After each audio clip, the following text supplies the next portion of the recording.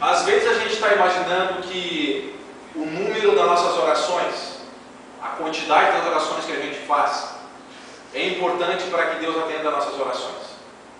Eu sei que a gente deve nutrir a ideia de comunhão com Deus e orar, quem sabe muitas vezes no dia, mas deve ser porque a gente ama o Senhor. Não porque a gente está acreditando que eu fiz 5 orações no dia, então Deus vai me abençoar mais porque eu fiz 5 orações no dia. O que Deus está procurando muito mais nos seus adoradores é o espírito por trás da oração. O espírito que nós damos nas nossas orações é o que Deus está procurando. O coração do adorador, na ideia do relacionamento. E às vezes esse princípio que Jesus está ensinando aqui em Mateus 6, versículos 7 e 8 também é ferido. Quando a gente imagina que as palavras que a gente coloca na oração são mais importantes também do que o espírito que a gente está dando a ela. Por exemplo, alguns de nós creem firmemente que se a gente não disser no final da oração, em nome de Jesus, amém, nossas orações não vão ser atendidas. Não é verdade que muitos de nós pensam isso? E eu não estou querendo tirar a ideia de que, de fato, nós precisamos de Jesus como nosso mediador. A palavra nos ensina, sem a mediação de Jesus Cristo, nossas orações não são escutadas. Ele é o nosso sumo sacerdote diante de Deus. E João 14,6 diz que Jesus Cristo é o caminho, a verdade e a vida. E ninguém vai ao Pai se não for através de Jesus Cristo. Agora, o que a gente precisa entender é o que está por trás da palavra em nome de Jesus. Porque às vezes a gente está usando a palavra em nome de Jesus ou a frase em nome de Jesus como uma fórmula ritual para garantir que Deus vai então nos abençoar e nos escutar. Por exemplo, uma questão bem prática. Os católicos, eles batizam as crianças em nome do Pai, do Filho e do Espírito Santo. Está envolvido o nome de Jesus Cristo no batismo. Só que aquele batismo é aceitável por Deus? O pingar água na cabeça da criança é aceitável? É um batismo bíblico? Ou o batismo bíblico é por imersão? E o batismo bíblico, além de ser por imersão, a Bíblia nos mostra que é um batismo para arrependimento, para a remissão dos pecados. Só que as crianças não têm pecado. E batismo para crianças não é alguma coisa bíblica. Mas eles estão lá batizando em nome de Jesus. E o fato de estar utilizando a fórmula em nome de Jesus não é alguma coisa que quer dizer que seja aceitável aos olhos de Deus. Outro exemplo, Tiago capítulo 4. Os irmãos oravam muito, mas eram orações que poderiam estar sendo utilizadas, a palavra em nome de Jesus, mas os irmãos não estavam sendo escutados. E não estavam sendo escutados por uma razão. Tiago capítulo 4.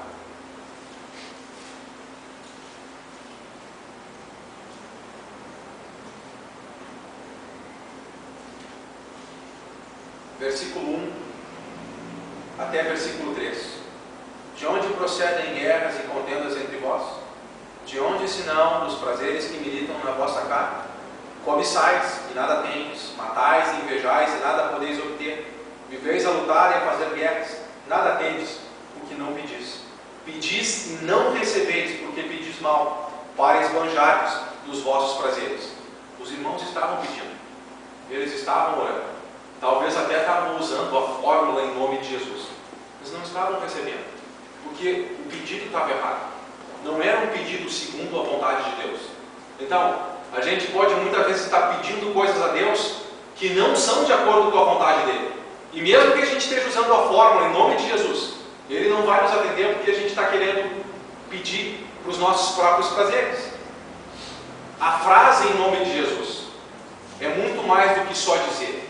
Significa orar com a consciência de que estamos orando debaixo da autoridade dos ensinos de Jesus Cristo e que nós estamos querendo com que as coisas que estão sendo pedidas sejam de fato coisas reais que Deus nos revela na palavra dele e que são vontade para a nossa vida. Olha para 1 João capítulo 5, no versículo 14. 1 João capítulo 5, versículo 14. E esta é a confiança que temos para com Ele, que se pedirmos alguma coisa segundo a sua vontade, Ele nos ouve. Significa que se a gente está pedindo alguma coisa fora da vontade de Deus, Ele não vai nos escutar. Como os irmãos de Tiago, estavam pedindo para os prazeres carnais. Por mais que usassem a fórmula em nome de Jesus, não estavam orando em nome de Jesus no sentido que não eram segundo as instruções da palavra. O orar em nome de Jesus, a gente precisa entender o significado por trás do termo em nome de Jesus. É orar segundo a vontade dele. Olha para Efésios capítulo 3, numa oração de Paulo aqui. É uma oração de Paulo, uma oração bíblica. E não tem o termo em nome de Jesus. Mas é uma oração que estava sendo escutada por Deus, feita pelo apóstolo, porque era uma oração segundo a vontade de Deus. Efésios capítulo 3, versículo 14. O que Paulo está dizendo: por esta causa me ponho de joelhos diante do Pai, de quem toma o nome toda a família, tanto no céu como sobre a terra. Então ele está orando. E aí, versículo 20: ora, aquele que é poderoso para fazer infinitamente mais do que tudo quanto pedimos ou pensamos, conforme o seu poder que opera em nós. A ele seja a glória na igreja e em Cristo Jesus por todas as gerações, para todos sempre. E amém. Cadê o em nome de Jesus aqui? Paulo não usou esse termo. O importante não é se a gente usa em nome de Jesus ou não.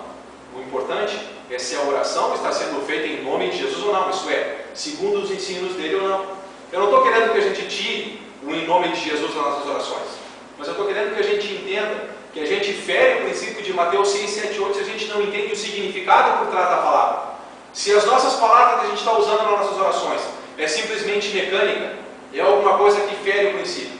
O que Jesus está nos ensinando em Mateus 6, 7, 8 é que a gente tem que ser diferente dos gentios, que a nossa oração não pode ser mecânica, tem que ser uma oração real, e a oração é assim nas Escrituras, é vista como um relacionamento sincero, real, aberto, mas submisso, de filhos com o seu pai, e filhos que sabem que o Pai que está nos céus está ansioso para atender cada uma das nossas orações, mas que cada uma das orações que ele está ansioso por atender é segundo a vontade dele.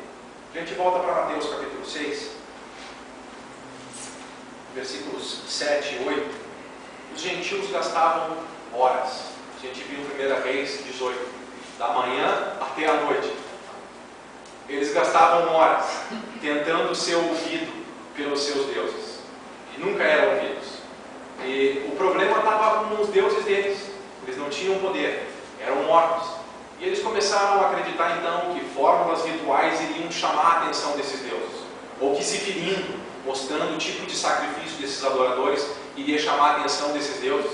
E eles também estavam bem preocupados em informar os deuses deles sobre as necessidades que eles tinham, porque os deuses deles nem estavam se importando com as necessidades deles. E Jesus está querendo quebrar um pouco desse terror que os gentios tinham para o povo dele. Nós, como cristãos, não precisamos ficar aterrorizados como os gentios, porque olha a segunda parte do versículo 8 em Mateus capítulo 6. Porque Deus, o vosso Pai, sabe onde tendes necessidade, antes mesmo que lhe o peçais.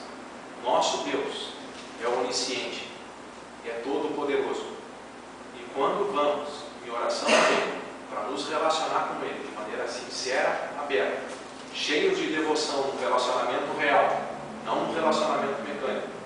Jesus queria que nós entendêssemos que nós temos um Pai que dá atenção para a gente, que se preocupa com as nossas necessidades, e não só se preocupa, mas que está bastante preocupado e ansioso em atender cada uma das nossas necessidades. Olha para 2 Coríntios capítulo 9.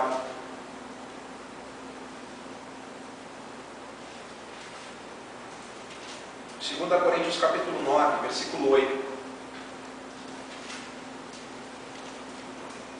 Deus pode fazer-vos abundar em toda graça, a fim de que, tendo sempre em tudo ampla suficiência, superabundez em toda boa obra, como está escrito, versículo 9, distribuiu, deu aos pobres, sua justiça permanece para sempre. Mas versículo 8, Deus pode nos fazer abundar em toda a graça, para que a gente possa distribuir para as pessoas, acrescentar cada vez mais dons para a gente, nesse contexto dom financeiro, para que a gente possa abençoar os outros. E Deus, Efésios 3:20, como a gente leu, Ele é poderoso para fazer até infinitamente mais do que tudo que a gente pede ou pensa, porque Ele está interessado em alcançar as nossas necessidades. A gente não precisa ficar aterrorizado em chamar a atenção de Deus, e a gente não precisa ficar preocupado em que Deus não está atento, em que não está disposto a me apoiar. Ele é meu Pai que me ama, eu sou filho dele, e Ele está disposto a me receber como um adorador filho, que ama um pai, e nós somos bem acessíveis, temos um acesso bem aberto ao trono. Podemos ter confiança nisso. Olha Hebreus capítulo 4. Hebreus capítulo 4. E nesse contexto está tratando de como nós podemos ser vitoriosos na batalha contra o pecado. Todos nós temos necessidade da força e da graça de Deus para vencer os pecados. É uma necessidade que temos. E olha o que ele diz em Hebreus 4,16. Acheguemo-nos, portanto, confiadamente junto ao trono da graça, a fim de recebermos misericórdia e acharmos graça para socorro em ocasião oportuna. É isso em Mateus 6,8 que Jesus quer que os seus filhos, como cidadãos celestiais, entendam. Nós temos um Pai que nos ama, atento às nossas necessidades e que quer que cada um de nós, versículo 16, tenhamos confiança para nos relacionar com Ele. E o trono aqui, ele é descrito como um trono de graça, onde Deus está pronto para receber cada um de nós, para que a gente encontre misericórdia e socorro, para sermos vitoriosos na necessidade que temos da batalha contra os nossos pecados. A gente volta para Mateus capítulo 6, no versículo 8, porque existem alguns que imaginam quando Jesus diz que Ele sabe das nossas necessidades antes mesmo da gente pedir. Alguns imaginam então que, já que Ele já sabe as minhas necessidades antes de eu pedir, não, qual é a importância da oração? Eu acho que todos nós que estudamos esse texto já pensamos isso. Qual é a importância da oração? Por que orar se Deus já sabe e está pronto para me dar? Qual é a importância disso então? E é a próxima ideia que a gente vai trabalhar. A oração na Escritura, ela é vista como a manifestação dos desejos mais profundos que a gente tem no nosso coração. Por exemplo, Romanos capítulo 10, versículo 1.